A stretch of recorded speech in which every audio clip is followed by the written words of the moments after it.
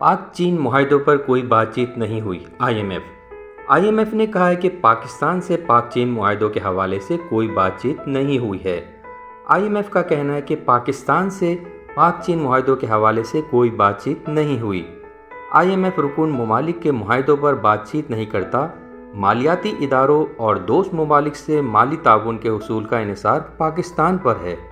IMF ने कहा है कि सियासी जमातों से जुलाई 2023 की मुलाकातों में प्रोग्राम की कामयाबी के हवाले से बातचीत हुई। इसके बाद इंतखाबात थे। स्टैंड बाई अरेंजमेंट मुआहदा 9 माह के लिए था जो अप्रैल में ख़त्म हो जाएगा। तरक्याती बजट मंजूद करने का मशवरा खसारा कम करने के लिए दिया। पाकिस्तान ने गर्दिशी कर्ज पर काबू ना पाया तो नरखों में इजाफा करना पड़ेगा। आईएमएफ का कहना है कि पाकिस्तान से पाक चीन मुआहदों के हवाले से कोई बातचीत नहीं हुई है। आईएमएफ रुकन ममालिक के मुआहदों पर बातचीत नहीं करता, मालियाती इदारों और दोस्त ममालिक से माली ताउन के हुसूल का इन्हिसार पाकिस्तान पर है।